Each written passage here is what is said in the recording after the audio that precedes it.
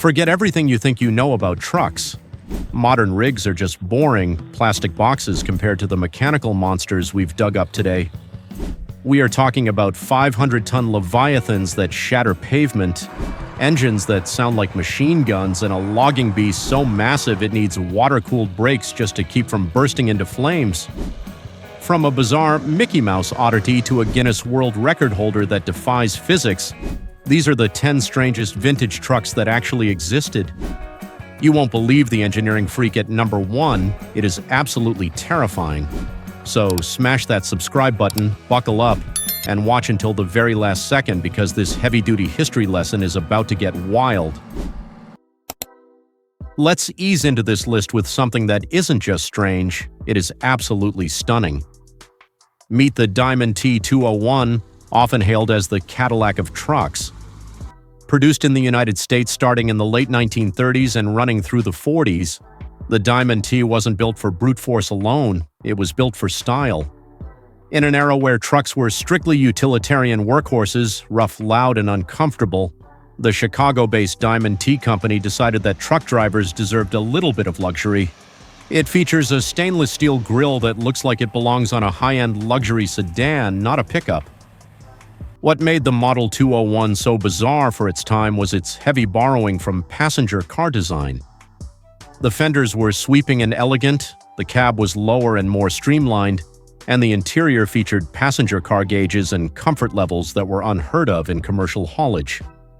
Under that stylish hood lay a Hercules 6-cylinder engine that was virtually indestructible, capable of hauling a payload of roughly 2,000 pounds. While 2,000 pounds might seem modest by today's heavy-duty standards, back then doing it at highway speeds of 50 miles per hour in such comfort was a revolutionary concept. The Diamond T201 is a testament to a time when industrial design was considered an art form. It is weird because it prioritized beauty in a market segment that usually didn't care about looks at all. It was a one-tonner that blurred the lines between a heavy-duty worker and a Sunday cruiser. Today, finding a 201 in original condition is like finding a needle in a haystack, and collectors in the US will pay a small fortune for the privilege of owning the most stylish truck ever built. It remains a rolling sculpture that proves work trucks don't have to be ugly. From American elegance, we jump across the pond to British quirkiness with the Foden S20. If you look at the cab of this truck, you might notice a resemblance to a certain famous cartoon character. Yes, this is affectionately known in the trucking world as the Mickey Mouse cab. Introduced in the 1950s by Foden, one of Britain's oldest truck manufacturers, the S20 has one of the most distinct faces in history.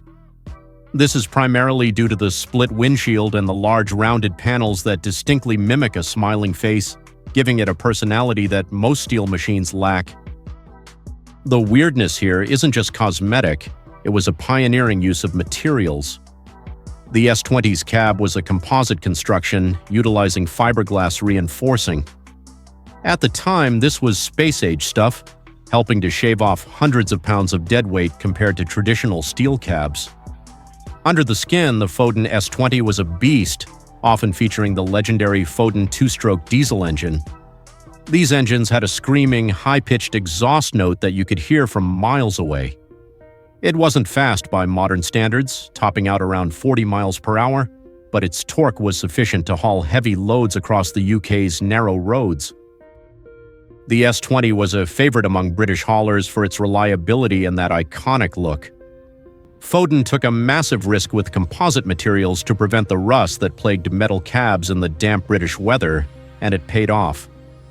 The shape was distinct, sure, but it was also surprisingly aerodynamic for the 1950s. It's a truck that proves you can be serious about heavy hauling while looking a little bit ridiculous. It's charming, it's bizarre, and it remains a true icon of the UK highways that collectors strive to preserve to this day. Staying in Britain, we move to a rival of Foden, ERF. In the 1950s, they released the KV series, and instantly it grabbed attention for one very specific design feature. The KV actually stood for Clear View, spelled with a K, and the reason is staring you right in the face. While other trucks had split screens or tiny flat glass, the ERF KV boasted a panoramic curved glass windshield with rounded corners. This design offered visibility previously unknown to truck drivers, eliminating dangerous blind spots that were common in older, boxier designs. Mechanically, the ERF KV was usually powered by the Gardner diesel engine, typically producing around 150 horsepower. If you know anything about vintage engines, you know that Gardner engines are slow-revving, incredibly fuel-efficient, and essentially immortal.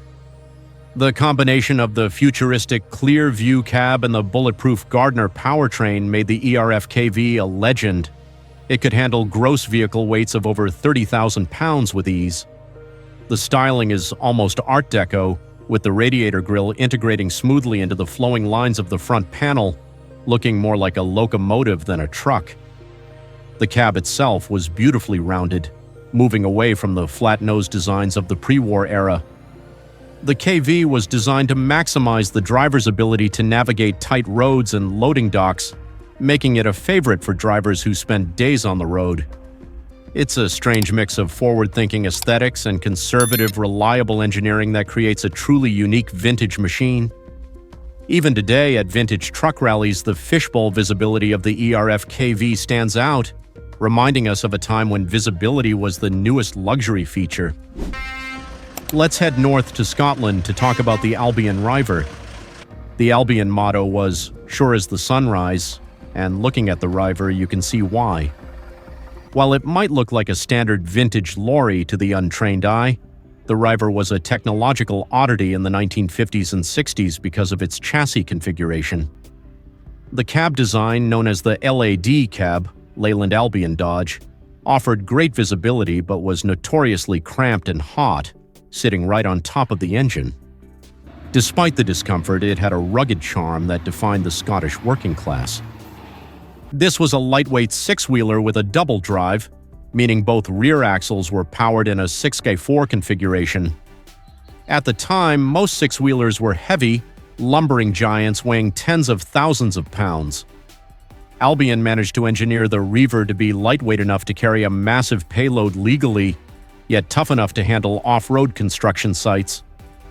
With a gross vehicle weight of around 40,000 pounds, it punched way above its weight class. The weird factor comes from its non-reactive suspension system and the sheer compactness of the drivetrain.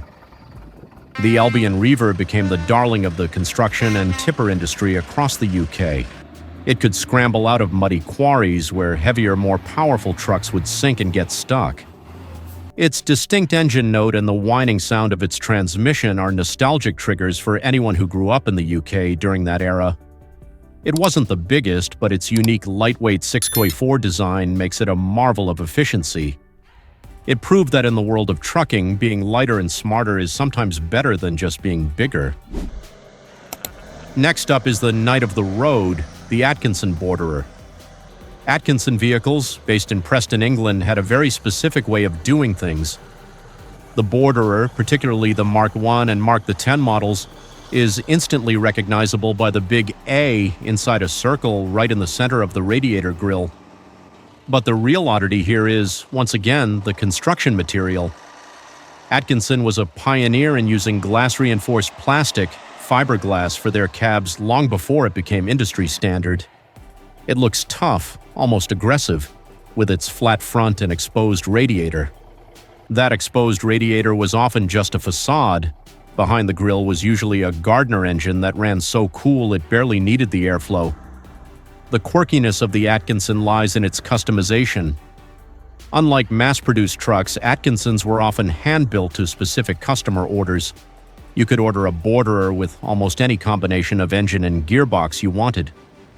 Most were set up for a gross combination weight of roughly 70,000 pounds, a standard for British haulage at the time. The driving experience was raw, with no power steering and a clutch that required a strong left leg.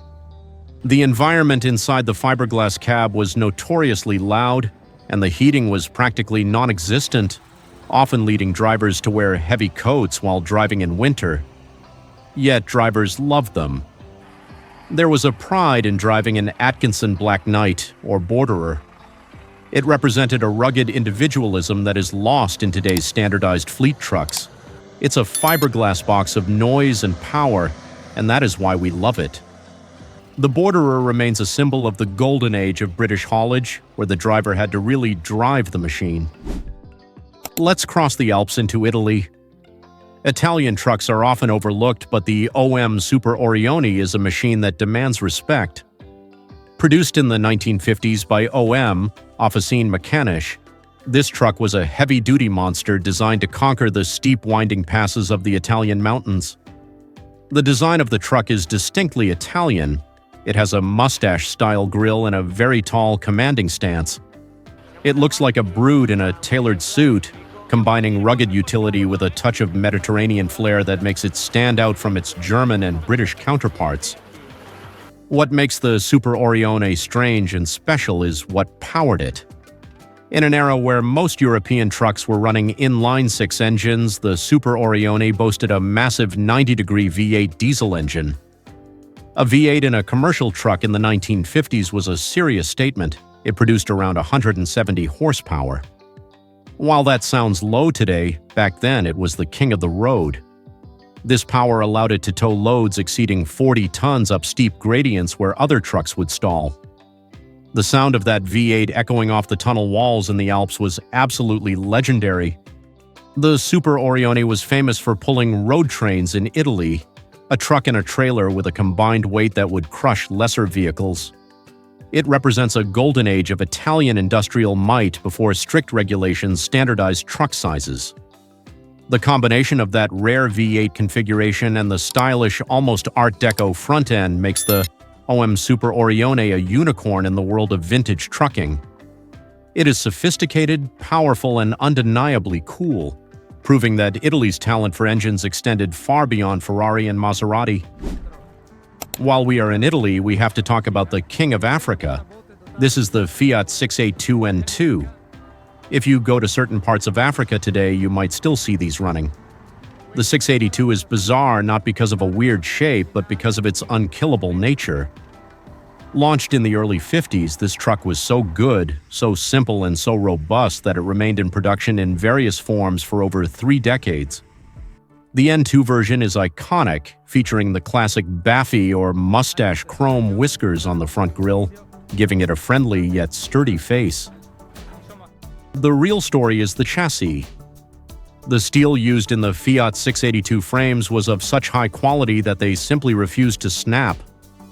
In many developing nations, these trucks were routinely overloaded by 200%, carrying loads of 50,000 to 60,000 pounds on trucks rated for half that amount. The engine was a slow-revving, high-torque masterpiece that could run on questionable quality fuel without complaining. It wasn't fast, struggling to hit 45 miles per hour, but speed wasn't the point.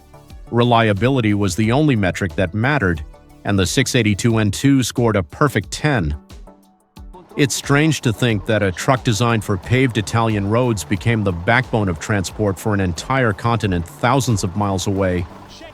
The 682N2 lacks modern comforts. No AC, power steering was a luxury, but its mechanical sympathy is unmatched. It is a legend that refuses to die. In the world of disposable technology, where cars break down after a few years, the Fiat 682N2 stands as a monument to permanent engineering. It is the vehicular equivalent of a hammer, simple, heavy, and it works every single time. Now prepare your ears. We are going to Germany to meet the Krupp Mustang. When you think of Krupp, you might think of steel manufacturing, but in the post-war era, they made some of the most distinct trucks on the Autobahn. Visually, the Mustang is imposing. It has a long alligator-style hood and a massive wide grille that screams authority. These trucks were instrumental in the Wirtschaftswunder, or the German economic miracle. But what truly makes the Mustang stand out isn't how it looks, but the terrifying and wonderful noise it makes. These trucks were powered by 2-stroke diesel engines producing upwards of 200 horsepower. Unlike the 4-stroke engines in almost every other truck, the Krupp 2-stroke fired twice as often, creating a distinct rapid-fire rat-a-tat-tat noise that sounded more like a machine gun than a transport vehicle. The engineering was complex and strange, using a scavenging blower to force air into the cylinders. This allowed the Mustang to haul loads of over 40,000 pounds at speeds nearing 55 miles per hour, outpacing many of its rivals on the emerging highway networks. Driving one required skill. You had to keep the revs high to keep that two-stroke engine happy, or it would lose power and smoke heavily. The Krupp Mustang is a bizarre, noisy, and wonderful piece of mechanical history that sounds like absolutely nothing else on Earth. Sadly, the complexity of the two-stroke engine eventually led to its demise, making running examples extremely rare today. If you ever hear a Krupp Mustang approaching, you will feel it in your chest before you see it. It is the heavy metal drummer of the vintage truck world. Now things get serious. We are leaving the highway and heading into the deep, dark forests of British Columbia, Canada. Enter the Hayes HDX. This is not a delivery truck. This is a log-hauling Leviathan. The Hayes HDX was built for one purpose: to haul hundreds of tons of timber down steep, treacherous mountain logging roads where a normal truck would disintegrate in minutes. It sits high off the ground, with square, brutalist styling and a radiator guard that alone weighs more than a compact car. It says, "I eat trees for breakfast." The HDX is physically massive, often featuring 12 to 14-foot wide bunks to hold the logs. But the weirdest and most critical feature of the Hayes HDX is its braking system. Traditional air brakes would burn up and fail on the steep descents with such heavy loads. So, Hayes equipped these giants with water-cooled brakes. The truck carries a massive tank of water solely to spray onto the brake drums to keep them from melting and catching fire. These trucks were often overloaded to carry payload weights of 200,000 to 300,000 pounds. Seeing a Hayes HDX coming down a mountain road with a cloud of steam rising from its wheels is a sight you never forget. It's a monster built for a monster job. The Hayes manufacturing company is no longer with us, but the HDX trucks are so over-engineered that many are still working in the woods today, refusing to retire. They are symbols of Canadian grit and engineering resilience. It is a truck that laughs at the concept of maximum load limits and continues to define the extreme end of the trucking spectrum. And now we arrive at the final boss, the ultimate giant. The weirdest, biggest, and most powerful road-legal truck in history, the Nicolas Tractomas. Built by the French specialist company Nicolas, specifically the TR10X10 model, this machine holds the Guinness World Record for the largest semi-truck on the planet. It is bizarre because it looks like a standard truck that was hit by a gamma-ray burst and turned into the Incredible Hulk. It stands nearly 15 feet tall and over 40 feet long, dwarfing everything else on the road. To give you some perspective, a standard heavy-duty truck might have 500 horsepower. The Tractomas is powered by a V12 Caterpillar engine that pumps out nearly 1,000 horsepower, but it's not about speed, it's about torque. This monster features 5 driven axles, a 10x10 configuration, and is designed to pull super heavy loads. We are talking about transformers and power station generators weighing up to 550 US tons. That is equivalent to pulling a line of 40 city buses all at once from a dead stop. When a Tractomas moves, the earth shakes. It is the perfect conclusion to our list because it represents the absolute limit of what a truck can be.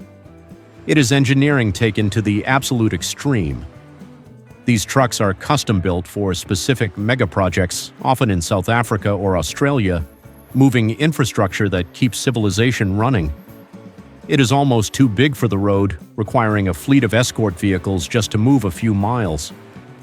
The Nicolas Tractomas isn't just a truck, it is a rolling power station that proves nothing is too heavy if you have enough torque. From the stylish Diamond T to the massive Tractomas, these machines prove that history is anything but boring. Which one would you choose to drive, the elegant American classic or the French giant? Let us know in the comments below. If you enjoyed this ride through heavy metal history, please hit that like button. It helps us keep the engines running. Don't forget to subscribe and ring the bell for more amazing engineering stories. Thanks for watching, and we will see you on the next road trip.